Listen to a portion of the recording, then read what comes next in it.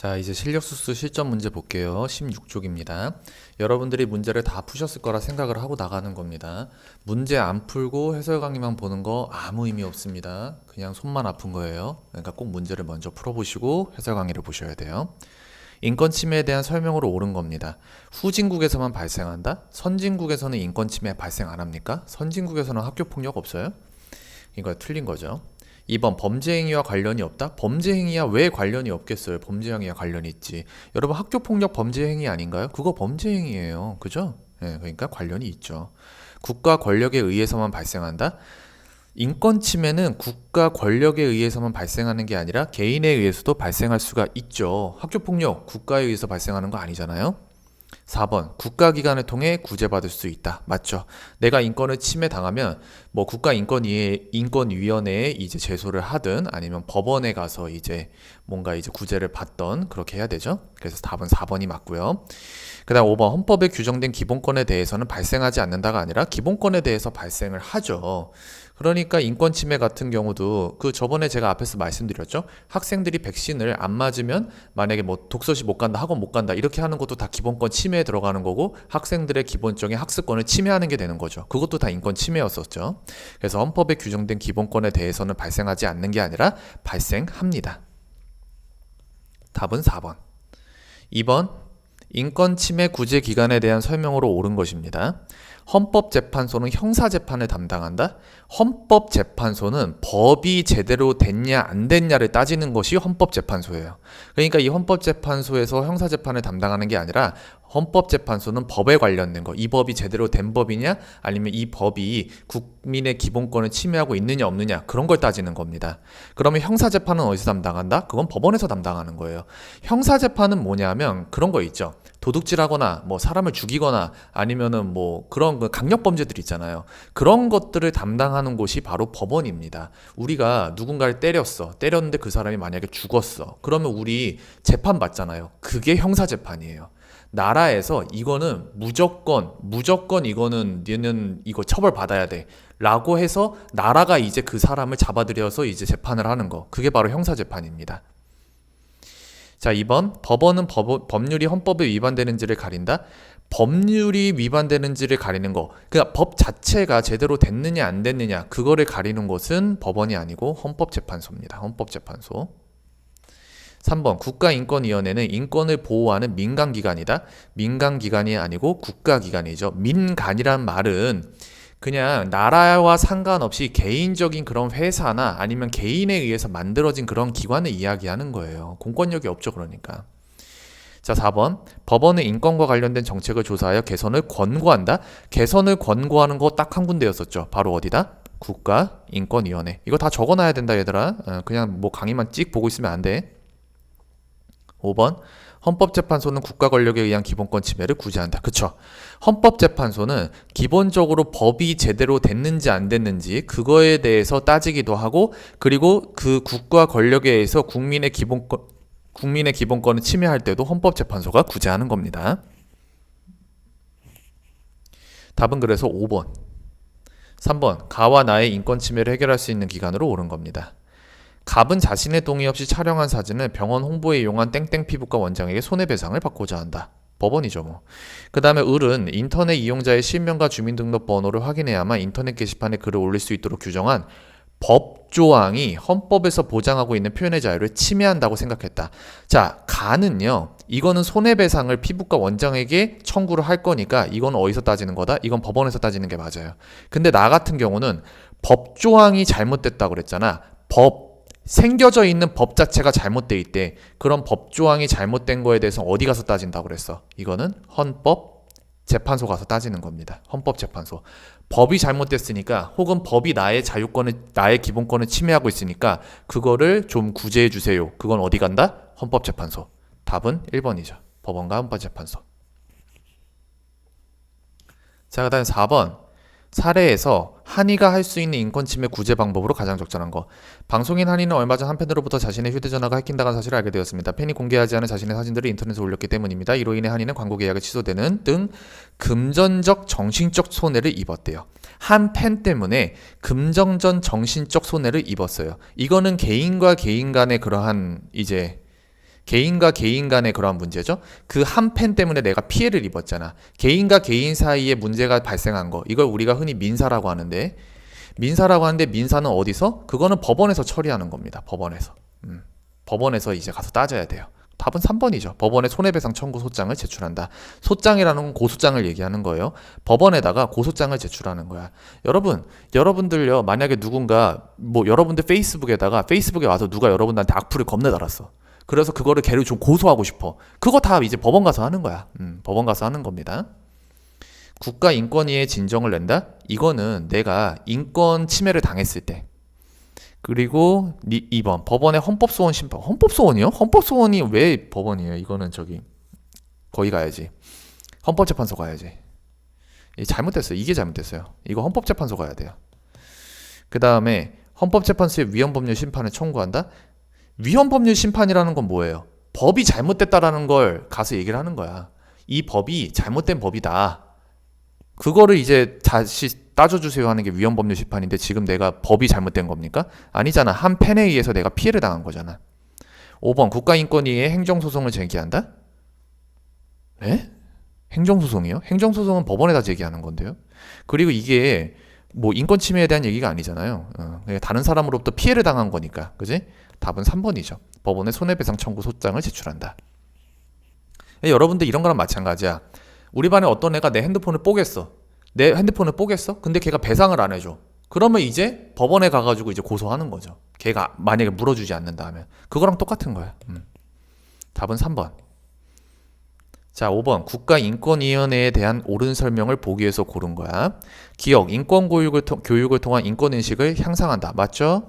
인권침해와 관련된 민원을 받아 삼당한다. 맞죠? 인권침해를 해결하기 위해 법률을 제정한다? 국가인권위원회에서 법을 만들어요? 아니야. 얘네들은 권고만 해. 권고. 잘못된 데 가가지고 이거 이렇게 잘못됐으니까 시정하세요. 이렇게 얘기만 한다고. 그래서 인권침해를 해결하기 위한 법률을 제정한다? 이건 틀렸어요. 이건 어디서 하는 일이다? 이건 국회가 하는 일입니다. 이건 국회가 하는 일이에요. 자, 리얼. 국가 권력에 의한 인권침해에 대한 헌법재판. 헌법재판 나오면 무조건 어디다? 헌법재판소. 헌법재판. 답이 나와 있잖아. 헌법재판. 그러니까 어디 가서 하는 거야? 헌법재판소 가서 해야지. 그래서 리얼도 탈락. 국가인권위원회에서 하는 일은 요 기억과 니은입니다. 답은 1번. 자, 6번 노동권에 대한 설명으로 옳지 않은 거. 헌법에서 규정하고 있다. 맞죠? 근로자가 쾌적한 환경에서 일할 권리이다. 맞죠? 노동자의 권리야. 3번 근로자가 합당한 대우를 받으며 일할 권리이다. 맞죠? 내가 일하러 가는데 나한테 쌍욕을 박아. 그거 안 되잖아. 그지? 자, 4번 구체적으로 단결권, 단체교섭권, 단체행동권 등이 있다. 우리는 이걸 합쳐서 뭐라고 불러요? 노동 3권이라고 부르죠. 다시 정리합시다. 단결권은 뭐라고? 회사 내에서 근로자들의 이익을 보호하기 위해 노동조합을 만들고 그 노동조합에 가입을 할 권리입니다. 그리고 단체교섭권. 사장님 나오세요. 저희랑 이야기 좀 합시다. 그게 단체교섭권. 근데 서로 이야기를 했는데 서로 이게 안 맞아.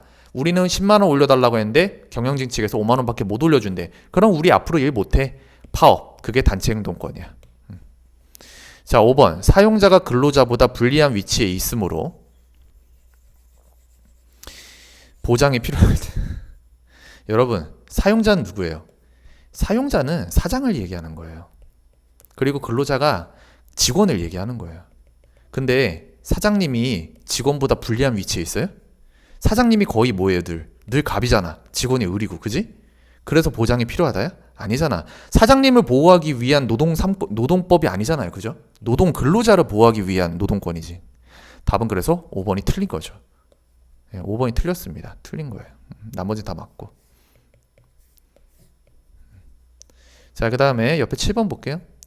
사례에 대한 설명으로 옳은 거. 갑은 땡땡 연구소에서 일하며 노동조합에 가입을 하여 활동하고 있습니다. 단결권이죠. 법에서 보장하고 있죠. 이 사실을 알게 된 땡땡 연구소는 갑에게 노동조합을 탈퇴할 것을 강요하였습니다. 부당노동행위죠. 이걸 부당노동행위라고 합니다. 노동조합을 가입하여 활동하는 건 법에서 보장하고 있는 적합한 그 권리야. 근데 그거를 회사 측에서 안 돼. 가입하지 마. 라고 탈퇴할 것을 강요하는 건 부당노동행위에 해당이 됩니다. 갑이 이를 따르지 않자 땡땡 연구소는 갑에게 개인 종합 결과 평가에서 낮은 등급을 주었습니다. 너 우리 말 안 들었지? 그러니까 너 점수 안 좋게 줄 거야. 자, 그럼 맞는 거 찾아볼게요. 1번 노동권 침해에 해당하지 않는다? 왜 해당이 안 돼요? 해당이 되지. 당연히 해당됩니다. 해당된다. 바꿔놓읍시고요. 그 다음에 2번. 이거 파란색으로 바꿔야겠다. 자, 그 다음에 2번. 연구소의 행위는 부당노동행위이다. 내가 아까 얘기했잖아. 이거 부당노동행위라고. 그지? 2번이 맞는 거고. 3번. 연구소의 노동조합 탈퇴 강요는 적법하다. 적법이라는 건 무슨 말이에요? 법에 적합하다. 법이랑 맞아 들어간다는 얘기인데 노동조합 탈퇴를 강요하는 건 적법이 아니라 불법입니다. 불법. 그러면 안 돼요. 그래서 뭐라고 얘기했어? 부당노동행위라고 얘기했잖아. 노동조합에 가입할 수 있는 권리는 노동권에서 단결권이 보장을 하고 있어요. 법에서 보장하고 있는 거야. 노동조합에 가입해서 활동해도 된다라는 건. 근데 그걸 회사가 막는다? 법에서 정해놓은 걸 회사가 막는다? 그건 불법이지. 4번. 갑의 노동조합 활동은 법으로 보장받지 못한다가 아니라 갑의 노동조합 활동은 법에서 보장하고 있어. 우리는 그리고 그거를 단결권이라고 해. 자, 5번. 갑은 지방노동위원회에 구제 신청을 할 수 있다? 없다가 아니라 있다죠. 지방노동위원회에 3개월 이내에 신청을 할 수 있어요. 그리고 만약에 거기서 잘못 나오면은 이제 중앙노동위원회 가고 중앙노동위원회에서도 나온 결론이 마음에 안 들면 이제 법원 가는 거죠. 행정소송으로. 8번. 밑주친 기업에 해당하는 노동 3건의 종류를 쓰래. 땡땡 기업은 직원들의 근무 조건 개선 요구에 따라 노동조합과 함께 협의회를 열어 의견을 절충하였습니다. 관계자는 노동조합이 근로조건 등에 관해 사용자와 의논하고 절충할 수 있는 권리. 사장님 나오세요. 저희랑 얘기 좀 하시죠. 그 권리가 원만히 행사되어 기쁘다라고 했어. 그럼 여기서 말하는 사장님 나오세요. 저희랑 얘기 좀 하시죠. 이건 뭐야? 단체 교섭권. 단체 교섭권을 얘기하는 거야. 그리고 노동 3건 다시 정리합시다. 3가지 있다고 그래서 노동 3건. 조합을 만들어도 된다. 단결권. 그리고 방금 나온 단체 교섭권. 사장님 나오세요. 저희랑 얘기 좀 합시다. 그 다음에 저희랑 뜻이 안 맞네요. 그럼 저희 앞으로 파업하겠습니다. 단체 행동권. 이렇게 3가지가 있습니다.